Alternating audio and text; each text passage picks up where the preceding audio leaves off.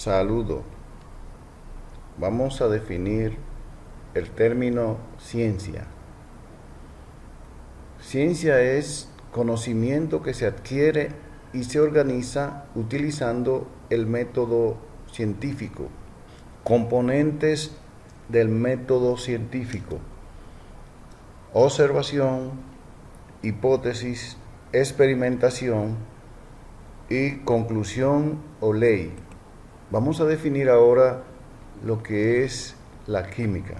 La química se define como la ciencia que estudia los materiales del universo y los cambios que estos experimentan.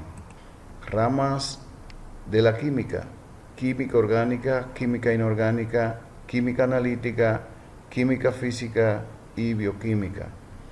Y los campos de cada una son: para la química orgánica, estudia las sustancias que contienen carbono, y un ejemplo es la obtención de la aspirina o del Tylenol. Química inorgánica, estudia las sustancias que no contienen carbono. Un ejemplo es el funcionamiento de la batería de un auto. Química analítica, estudia la composición de una muestra, que puede ser cualitativa, y cuánto tiene, cuantitativa. Ejemplo: medición de la cantidad de cloro en una piscina. Química física, estudia las estructuras de las sustancias, la rapidez con que cambia, cinética, y el calor en los cambios químicos. También podemos llamarle termodinámica. Los cambios que se presentan cuando se funde el hielo para obtener agua líquida es un ejemplo. Bioquímica, estudia las reacciones químicas en los seres vivos. Un ejemplo es el proceso de la digestión de los alimentos. Materia es todo lo que ocupa espacio, tiene masa y volumen. La materia incluye lo que podemos ver y tocar, como el agua, la tierra y los árboles, y lo que no podemos ver ni tocar, como el aire. Estados de la materia. La materia puede existir en los estados líquido, sólido y gaseoso. Existen también dos estados intermedios: los cristales líquidos y el plasma. Clasificación de la materia. La materia puede ser una sustancia, y esta puede ser un elemento o un compuesto. También puede ser una mezcla, y la mezcla puede ser homogénea y heterogénea. Sustancia es una forma de la materia que tiene composición definida, es decir, constante, y propiedades distintivas. Son ejemplos de ellos el agua, amoníaco, azúcar, o mejor dicho, sacarosa, oro y oxígeno. Una mezcla es una combinación de dos o más sustancias en la que éstas conservan sus propiedades. Ejemplo: el aire, las bebidas gaseosas, la leche, etc. Las mezclas pueden ser homogéneas y heterogéneas.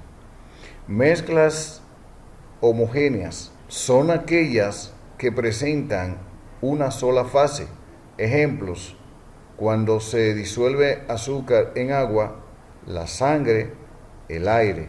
Mezclas heterogéneas son aquellas que presentan más de una fase. Ejemplos: al mezclar arena con viruta de hierro, aceite en agua, tanto una como la otra se mantienen separadas. Características de las sustancias. La composición constante es una característica, y un ejemplo: el agua tendrá 88.9% de oxígeno y 11.1% de hidrógeno, independientemente de donde se obtenga esa agua, si es pura. Sus componentes no pueden separarse mediante métodos físicos. El filtrado, el centrifugado, el calentamiento, etc., no pueden separarse el oxígeno del hidrógeno mediante estos métodos físicos. cambio de estado a temperatura constante, y un ejemplo es que el agua hierve a 100 grados Celsius. Las sustancias se dividen en elementos y compuestos. Los elementos son la unidad básica de la materia. Se representan mediante símbolos químicos. Ejemplo, nitrógeno, N, oxígeno, O, etc. Los compuestos están formados por la unión química de dos o más elementos y se representan por fórmula. Ejemplo, bicarbonato de sodio, NaHCO3, amoníaco, NH3, etc. Átomos y moléculas. Los átomos son las partículas más pequeñas que constituyen un elemento, que conservan sus propiedades físicas y químicas. Ejemplo, átomo de cobre. Las moléculas son partículas más pequeñas de un compuesto que pueden existir conservando sus propiedades, ejemplo, moléculas de agua. Cambios físicos y químicos de la materia. La materia puede experimentar dos tipos de cambios, físicos y químicos. Los físicos suceden sin cambio de composición en la materia. Ejemplo, calentar un pedazo de hierro, este cambia de temperatura y es posible que también cambie de estado y sigue siendo hierro. Un cambio físico puede ser un cambio de temperatura, un cambio de color, un cambio de estado, una solución, una mezcla y así sucesivamente. Estado de la materia. La materia puede ser sólido, líquido y gaseoso y puede cambiar de un estado a otro. Cuando el cambio es de sólido a líquido le llamamos fusión. Cuando es de líquido a sólido le llamamos solidificación o congelación. Si es de líquido a gaseoso le llamamos evaporación. Si es de gaseoso a líquido, condensación. De sólido a gaseoso, sublimación. De gaseoso a sólido, deposición. Vamos a determinar ahora cuántos átomos hay en los siguientes compuestos. También vamos a determinar la cantidad de elementos que lo constituyen. Tenemos aquí la fórmula del agua, H2O. Tiene 2 átomos de hidrógeno y un átomo de oxígeno. En total, 3 átomos y 2 elementos que son hidrógeno y oxígeno. En este compuesto, el clorato de potasio, tenemos un átomo de potasio, un átomo de cloro y 3 átomos de oxígeno, un total de 5 átomos y 3 elementos que son potasio, cloro y oxígeno. Este es el bicarbonato de sodio, un átomo de sodio, un átomo de hidrógeno, un átomo de carbono y 3 átomos de oxígeno, para un total de 6 átomos y 4 elementos que son sodio, hidrógeno, carbono y oxígeno. Aquí tenemos el fosfato de cobre 2. Tenemos 3 átomos de cobre. Este número que está fuera del paréntesis multiplica los elementos que están en el interior. Entonces tenemos 2 por 1, 2 de fósforo. 2 por 4 tenemos 8 de oxígeno, para un total de 13 átomos. 3 y 2 son 5 y 8, 13. Y un total de elementos de 3, cobre, fósforo y oxígeno. Aquí tenemos el dicromato de aluminio. Tenemos 2 de aluminio, 3 por 2, 6 de cromo, 3 por 7, 21 de oxígeno, para un total de 29. 2 y 6 son 8 y 21 son 29. Y un total de 3 elementos que son aluminio, cromo y oxígeno. Cambios químicos, reacciones químicas. Los cambios químicos se representan mediante ecuaciones químicas. Se escribe a la izquierda el signo de igual o de una flecha los reactivos, a la derecha los productos. Tipos de reacciones químicas.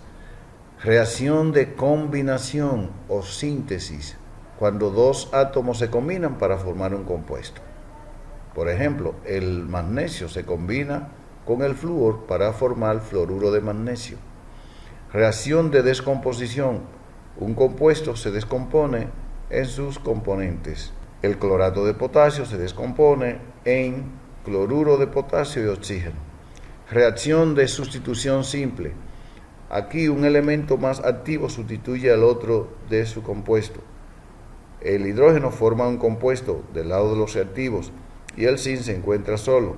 Del lado de los productos se halla que el zinc sustituyó al hidrógeno.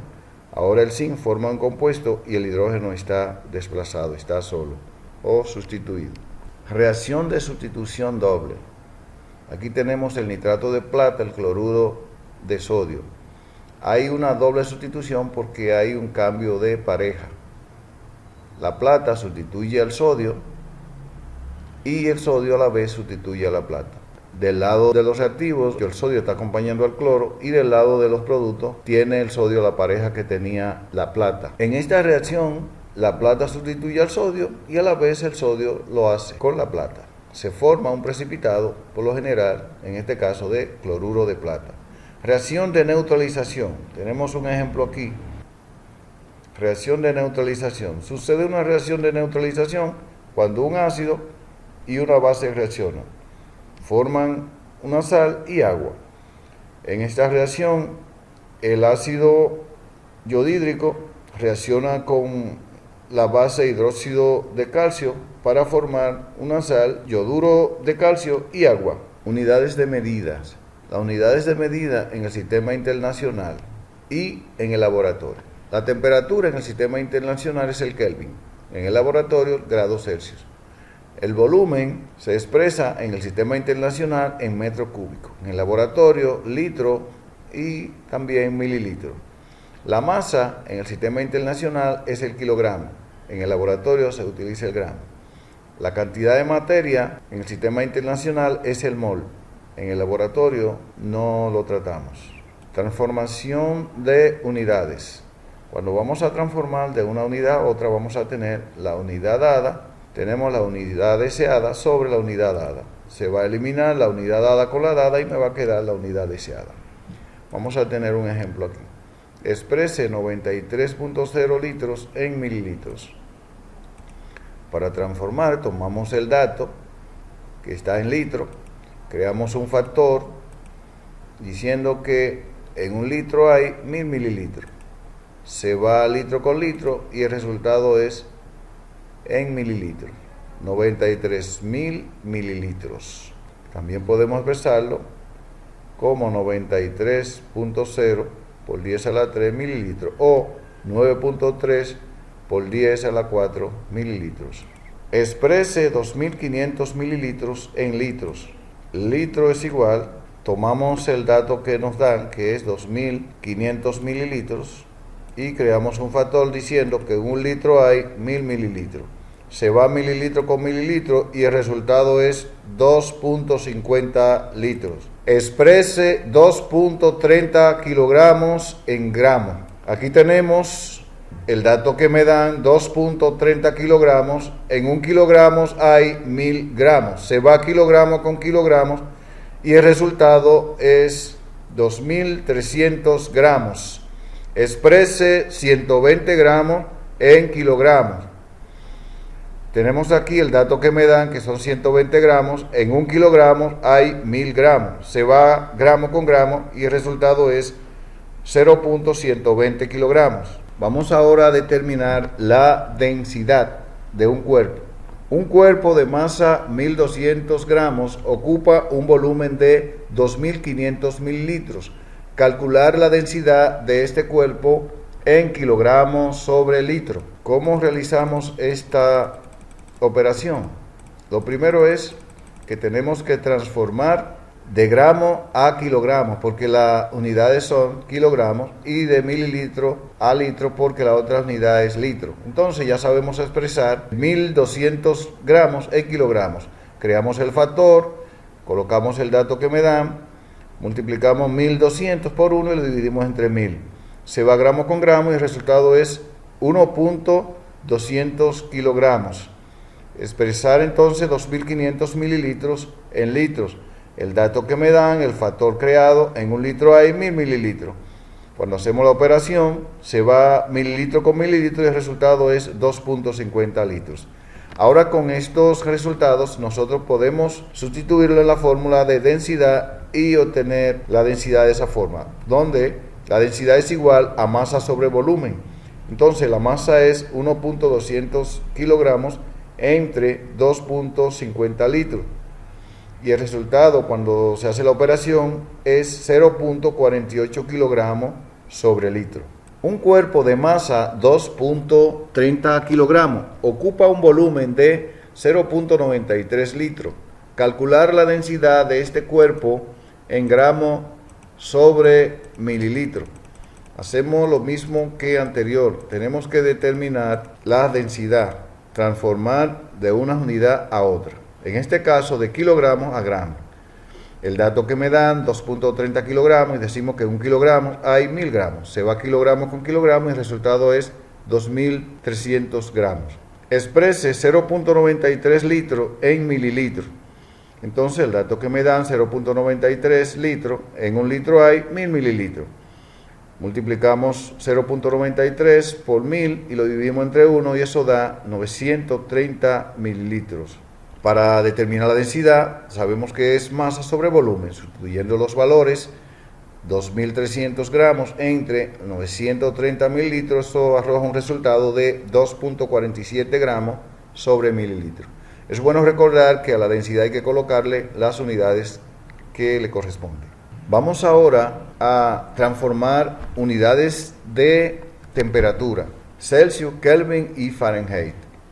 Kelvin es igual a Celsius más 273, Celsius es igual a Kelvin menos 273, Fahrenheit es igual a 1.8 por Celsius más 32. Entonces Celsius es igual a Fahrenheit menos 32 sobre 1.8.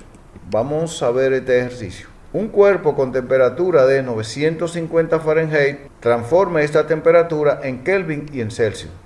Nosotros sabemos que Fahrenheit es igual a 1.8 por Celsius más 32. Entonces Celsius va a ser igual a Fahrenheit menos 32 sobre 1.8. Entonces Celsius es igual a 950 menos 32 sobre 1.8. Eso da 510 Celsius. Entonces, ahora podemos transformar esos Celsius a Kelvin, sabiendo que Kelvin es igual a Celsius más 273. Kelvin es igual a 510 más 273 y eso da 783 Kelvin. Un cuerpo con temperatura de 820 Kelvin transforma esta temperatura en Celsius y Fahrenheit. Celsius es igual a Kelvin más 273. Celsius es igual a 820. Celsius es igual a Kelvin menos 273. Celsius es igual a 820 menos 273 y eso da 547 Celsius. Entonces Fahrenheit es igual a 1.8 por Celsius más 32. Sería igual a 1.8 por 547 más 32. Y eso arroja un resultado de 1016.6 Fahrenheit. Vamos a determinar ahora lo que es el calor, que es una forma de energía. ¿Cómo se realiza esta operación? El calor, si lo definimos, es la energía que se transfiere de un objeto con mayor temperatura a otro de menor temperatura. Y tenemos una fórmula aquí para el calor. El calor es igual a la masa por el calor específico por la variación de temperatura. Aquí tenemos que Q representa el calor, M la masa, CE calor específico, TF temperatura final, TI temperatura inicial y delta T representa a la diferencia entre la temperatura final y la temperatura inicial. El calor específico del cobre es 0.385 Joule sobre gramo por Kelvin. ¿Qué cantidad de calor se necesita para calentar 168 gramos de cobre desde menos 12.2 Celsius hasta 25 grados Celsius? Esta temperatura nosotros la vamos a transformar en Kelvin porque el calor específico tiene incluido la unidad de Kelvin. Entonces, ¿cómo lo hacemos? El dato que me dan, que es 25 más 273, eso me da la temperatura para transformarla en Kelvin, sabiendo que un Celsius y un Kelvin equivalen a lo mismo. Se va Celsius con Celsius, y el resultado va a ser 273 más 25 y van a quedar las unidades en Kelvin, eso da 298 Kelvin. Lo mismo hacemos aquí, el dato que me dan es menos 12.2 sumado a 273 Kelvin. Obviamente creamos un factor para eliminar las unidades Celsius, se va a Celsius con Celsius y me queda Kelvin. Eso da, cuando le restamos 273, 12.2, eso da 260.8 Kelvin. Ahora sí podemos, sustituyendo los valores, determinar la cantidad de calor. La cantidad de calor es igual a la masa que me dan de la sustancia, que en este caso es cobre, 168 gramos, multiplicado por el calor específico que me dan, que es 0.385 joules sobre gramo por Kelvin. Aquí lo tenemos. Multiplicado todo eso por la diferencia de temperatura. La diferencia de temperatura es restarle a la temperatura final 298 la temperatura inicial, que es 260.8 Kelvin. Cuando se hace esta diferencia, se multiplica por el calor específico y luego por la masa, y eso arroja un resultado de 2406.1 Joule, porque se va a ir gramo con gramo, se va a ir, obviamente, como Kelvin está como denominador y el de acá está como numerador, se va a ir Kelvin con Kelvin, y el resultado que va a quedar es en Joule. Determinación, una vez más, de calor, pero en este caso calor específico. En este ejercicio, bueno, prestar atención.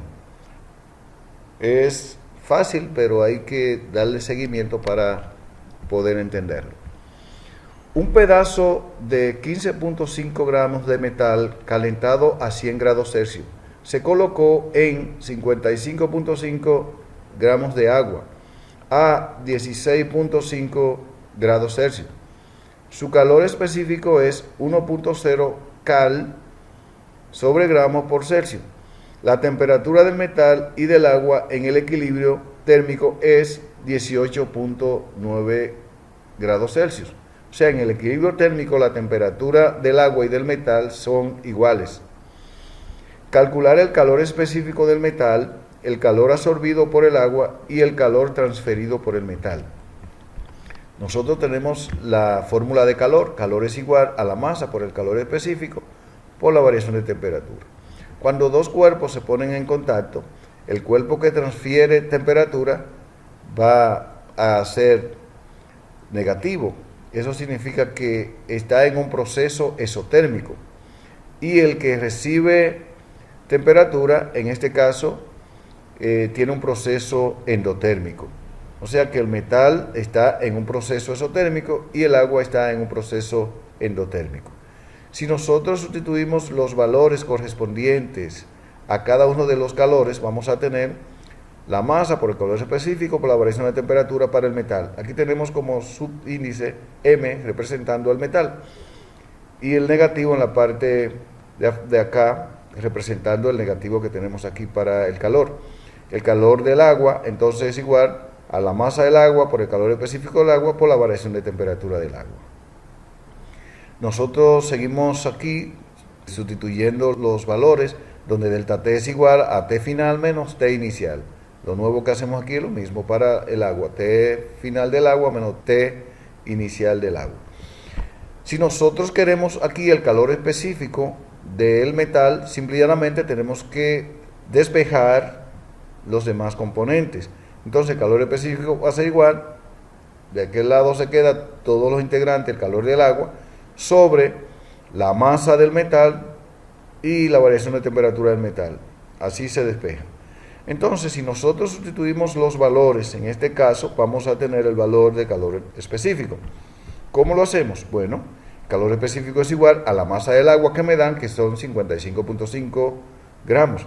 El calor específico del agua que me dan es 1.0 cal sobre gramo por Celsius. Y la variación de temperatura es la temperatura final. La temperatura final del agua es 18.9. Y la temperatura inicial se la resto la del agua, que es 16.5 grados Celsius. En el denominador vamos a tener la masa del metal, que son 15.5 gramos, multiplicado por la variación de temperatura del metal, que la final del metal dijimos que es 18.9 grados Celsius, porque dijimos que en equilibrio térmico, o sea, donde la temperatura final del agua y del metal son iguales, y la temperatura inicial tenía el metal es 100 grados Celsius. Cuando hacemos esta operación, el resultado da 0.1060 cal sobre gramo por Celsius. O sea, ¿cómo se hace esta operación? Primero se hace esa resta de aquí, se multiplica el resultado por 1 y luego por 55.5. Se deja ese resultado ahí y entonces procedemos a realizar la operación del denominador. Le restamos, hacemos esta operación, esto va a quedar negativo, 18.9 menos 100 va a dar una cantidad negativa multiplicada por 15.5, que es la masa del metal, y luego menos por menos, o sea, como tenemos aquí dentro del colchete menos por menos, me va a dar más. Por tanto, el resultado de acá es un número con valor absoluto. Dado los cálculos anteriores, entonces tenemos que calcular el calor absorbido por el agua y el calor transferido por el metal. El calor absorbido por el agua no es más que la masa del agua por su calor específico, por la variación de temperatura del agua, y eso va a dar 133.20 cal. Aquí tenemos que el calor entonces del metal va a ser igual a la masa del metal por el calor específico del metal, que fue el que determinamos anteriormente, multiplicada por la variación de temperatura del metal, que ya lo sabemos, y eso va a dar un número negativo, 133.25 cal. Es un resultado prácticamente igual.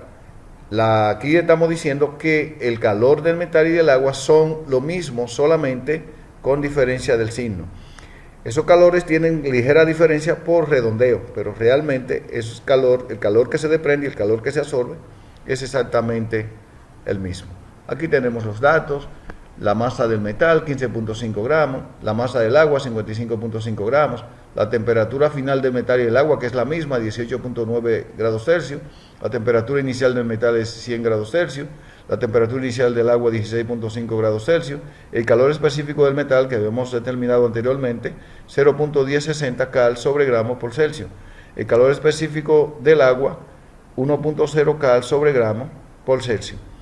Así se determina y se comprueba que el calor desprendido y el calor absorbido es el mismo. O sea, cuando dos cuerpos están en contacto, la cantidad de calor se iguala. Hasta aquí ha sido la explicación de esta clase. Muchas gracias por la atención brindada. Será hasta la próxima. Pasen feliz resto del tiempo.